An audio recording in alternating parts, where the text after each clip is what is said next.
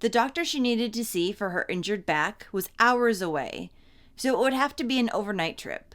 Then, right before her and her family were set to leave, their car broke down, and they had to borrow a much smaller one. This meant that their children couldn't go with them, and this minor hiccup would soon turn into a devastating nightmare.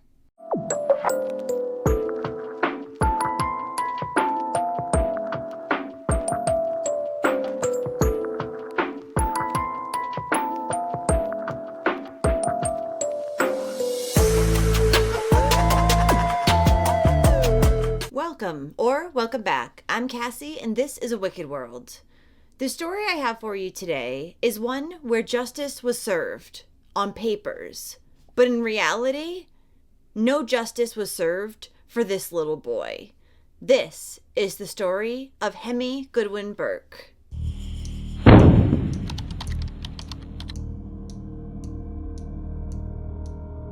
Hemi Goodwin Burke was born on September 23, 2013, to his parents Shane Burke and Carrie Ann Goodwin in Proserpine, Queensland, Australia. He had an older sister named Tawera, whom he adored. The two were always together. Hemi was also lovingly referred to as H-Bomb.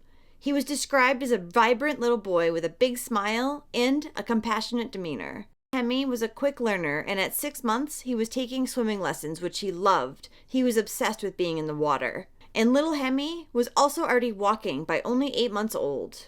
In March of 2015, when Hemi was 18 months old, his parents needed to take a trip from their home in the central Queensland coal mining town of Moranbah to Brisbane. The trip was a long one, at around 620 miles. But they needed to go because Carrie Ann needed to see a doctor as she had recently obtained a back injury. She had gotten this back injury at work, and the neurosurgeon that she needed to go to was in Brisbane. Now, originally, Shane and Carrie Ann were going to make the trip with the two children. However, as the trip got closer, their car broke down and they had to borrow a ute, which has only 2 seats and would not allow any room for the children. So unfortunately, instead of the whole family going, they had to leave the children behind. And they were going to entrust the care of Hemi and his sister to a man named Matthew Ireland. Matthew Ireland had known Shane for about a decade.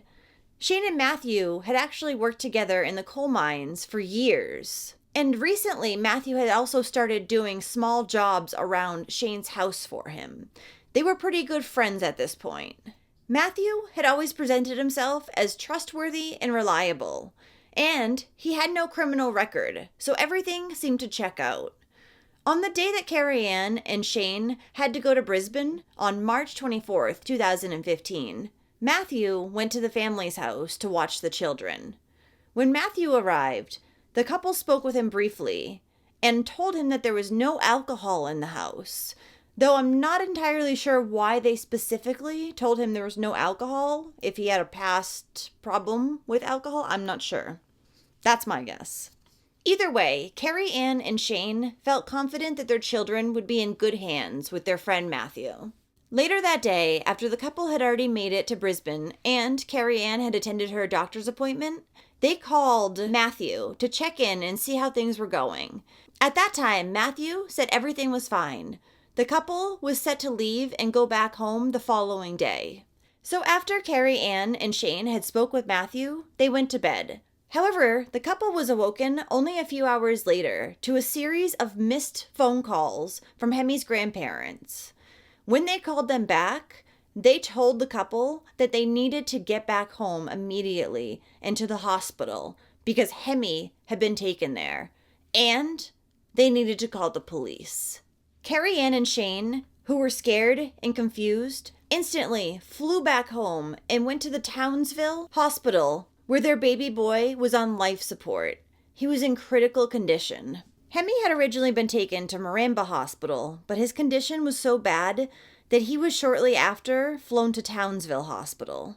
When Hemi's parents finally arrived at the hospital, the devastated parents were told that their son Hemi had a ruptured spleen, a broken rib, and a severed brainstem. He was also covered in bruises, and it was later determined that he had 75 bruises in total.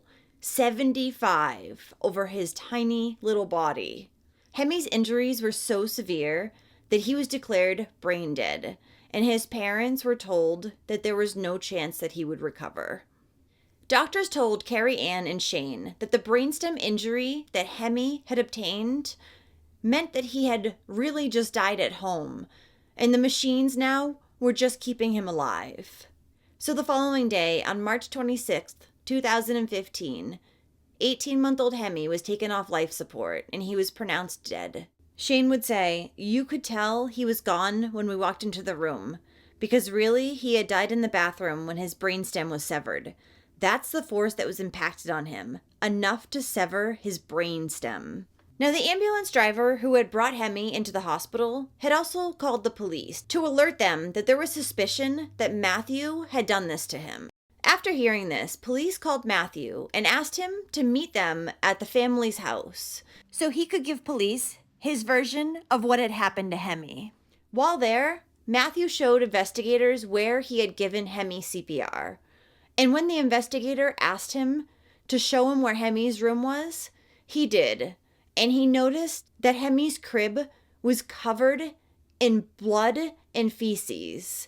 He said that the blood also continued onto the floor. At that point, the investigator knew that something was not right here.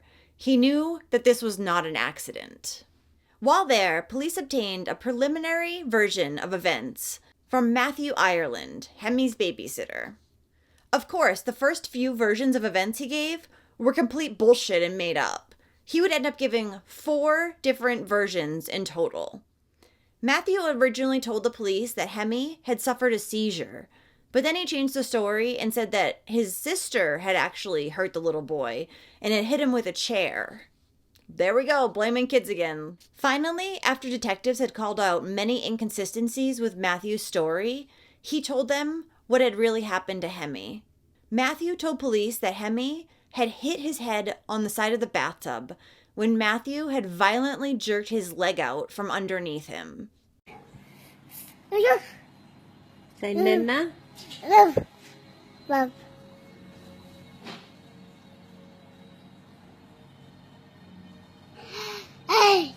Matthew had actually beaten up the helpless toddler over the course of a 2-hour period, though later in court, Matthew would say it was over the course of a 10-hour period. Either way, this little boy suffered immensely. Almost as soon as Carrie Ann and Shane had left the house on March 24th and left Matthew with their children, Matthew locked the children in the house and went to buy alcohol. When he returned, he sat outside the apartment drinking, and every time he would go back inside, he would apply another form of violence to little Hemi. Whether it was kicking him like a football, picking him up by the throat, crushing him like a Coke can, or pushing him down hard into his cot. He did more and more every time he went back into the house. He later said he lost his shit. The little boy's body was covered in 75 bruises from being kicked and punched repeatedly. Police originally charged Matthew Ireland with torture and grievous bodily harm, but when Hemi's life support had been switched off, they charged Matthew with murder instead. After Hemi's death, his parents would blame themselves for letting a predator into their home, which was supposed to be Hemi's safe haven. Carrie Ann would publicly say, "I am so sorry, Hemi. I am so sorry." The couple had trusted Matthew Ireland. They believed the man was their friend, and he had done this to their child, and they could not understand why.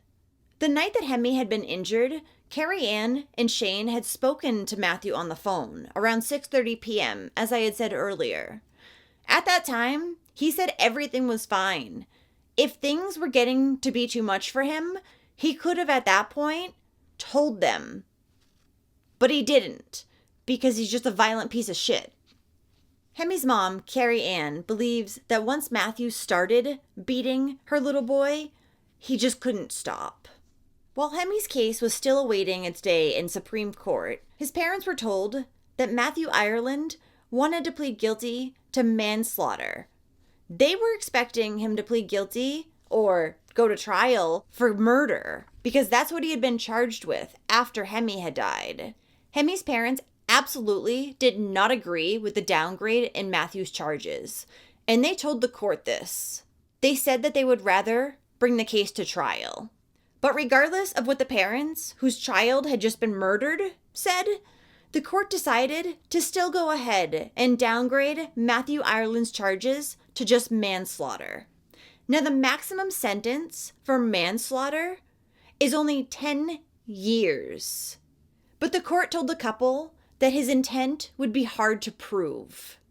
So on the day that Matthew Ireland's trial was set to begin, he pleaded guilty to manslaughter. And as I had said, the maximum sentence is 10 years, and he would be eligible for parole after only 4. In June of 2017, Matthew was sentenced for Hemi's murder. He was only sentenced, though, to 8 years and 6 months in jail. He sat there crying on the dock as he was read this sentence. And he also mouthed, "I'm sorry," to Hemi's parents, which means nothing at this point.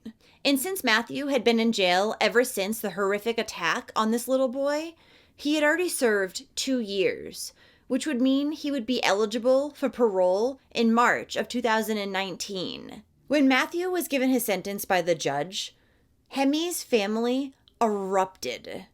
They were already infuriated that Matthew had not even been tried for murder, but manslaughter instead. One of them yelled, "You're an effing murderer and you should be ashamed of yourself." Crown has let Hemi down by allowing an early plea to the lesser charge of manslaughter and then seeking a light sentence. Today, the judge has not only let Hemi down, he's also letting down the Australian people. This vicious criminal will be eligible for parole in only, I think it's 17 months. I'm sure that the good, decent people of Australia will agree that this is not justice. We have continually been denied information, and our thoughts, opinions, and pleas have fallen on deaf ears. This, however, will not deter us, and we will continue to do whatever we can to make sure that this violent offender doesn't have the opportunity to do this again. And in addition to this already great injustice, Hemi's family planned on wearing t-shirts with the toddler's face on them to Matthew's sentencing. However, Justice Duncan McMeekin told them to not wear them because he did not want a silent protest in court. As Hemi's mother, Carrie Ann, would say, "We have to sit there and look at the murderer's face, but he can't look back at his victim's face. Doesn't seem right." Even though the shirts were not allowed in the courtroom, as Matthew Ireland was led away to continue his jail term, a handful of people in the public gallery quickly opened their jackets to reveal the shirts blazing, "Justice for Hemi." Hemi's parents were not kept informed or permitted to advocate for their child in the prosecution process at all. They were also censored in their victim impact statements and had been kept in the dark about the prosecution of Matthew Ireland. After Matthew Ireland's sentencing, Hemi's family started a petition to the Queensland Attorney General, and they also attempted to appeal Matthew's sentence. However, they were unsuccessful in their appeal. And Matthew's guilty plea to manslaughter, which kept the case from going to trial, also meant that Hemi's parents would not find out exactly what had happened to their little boy on that devastating day. Now, Hemi's older sister had been present when Hemi was attacked. She had seen everything. And afterwards, she would have to be comforted by her mother in the middle of the night because she would wake up screaming from awful nightmares. Now, partway through his sentencing, Matthew would plead guilty to assault, occasioning bodily harm. Apparently, he had struck a 3-year-old little girl in the head the same month that he had attacked Hemi.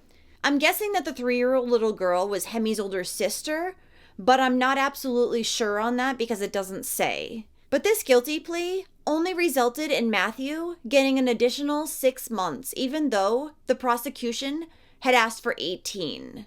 When he was sentenced for his crime, the then 6-year-old little girl whom Matthew had attacked read out loud her victim impact statement, saying she feared that the bad man would come get her again. She went on to say, "Why did you hit me? I am little, and you are a big, strong, brave man." Matthew's lawyer claimed that he had been diagnosed with PTSD, borderline schizophrenia, as well as bipolar disorder. And Matthew's lawyer also told the court that his client was in protective custody because he had been attacked 4 times in prison. That's called prison justice, the only real form of justice sometimes. In March of 2019 came much too soon, as Hemi's parents, Shane and Carrie Ann, were fighting to keep their child's murderer, Matthew Ireland, behind bars, as he was now eligible for parole.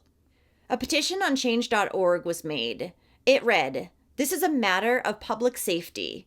We cannot let this convicted child killer into our community, where he could violently take another child's life." Thousands of people backed Hemi's parents in this. They were enraged at the weak excuse of a sentence that Matthew had been given.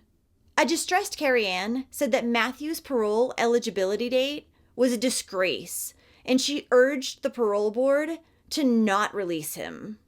Carrie Ann would say, "He wants to come out and live his life, and that hurts. It hurts big time. This guy thinks he can kill Hemi, and 4 years down the track, he can come out and go on living a merry life. I don't think it's fair." The couple have become outspoken campaigners for longer sentences for violence against children since their little boy's tragic death, and have called on the parole board to listen to the victims' families. Hemi's parents wondered how the parole board could even consider this baby killer as rehabilitated. And how was Hemi's life only worth 4 years? At this time, their efforts may have paid off, as Matthew Ireland's parole was denied in 2019. Unfortunately, he would be released only a few years later, in September of 2023.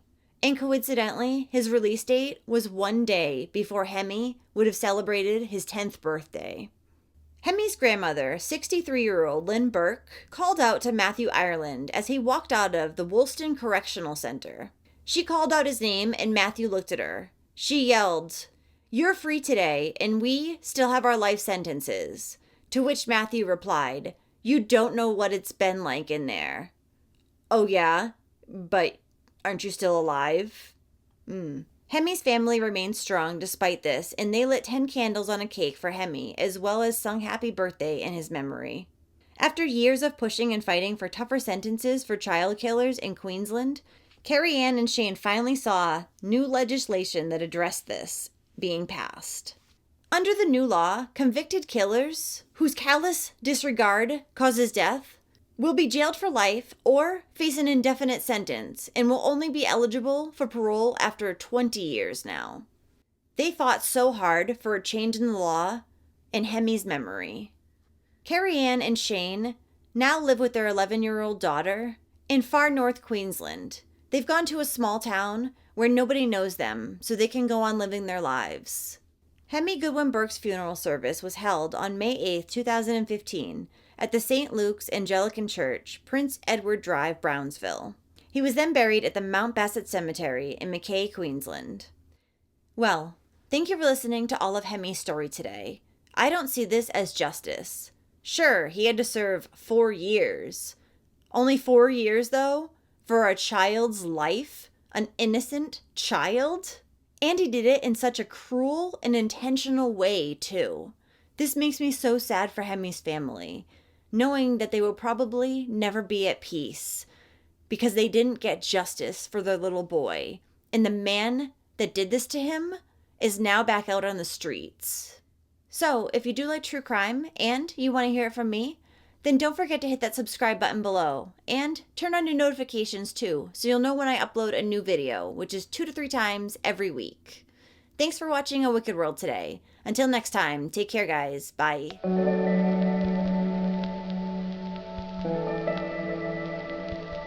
you were mine. Thank you for being patrons of A Wicked World. Adina, Allie, Amy, Angela, Angie, Beatrice, Catherine, Danielle D, Danielle H, Drew, Frank, Hanorama, Kara, Lori, Mary, Melissa, Mel, MJ Kelly, Neoma, Ray, Shayna, Cheyenne, Stephanie, Susan, Suzanne, and Tammy. You guys rock.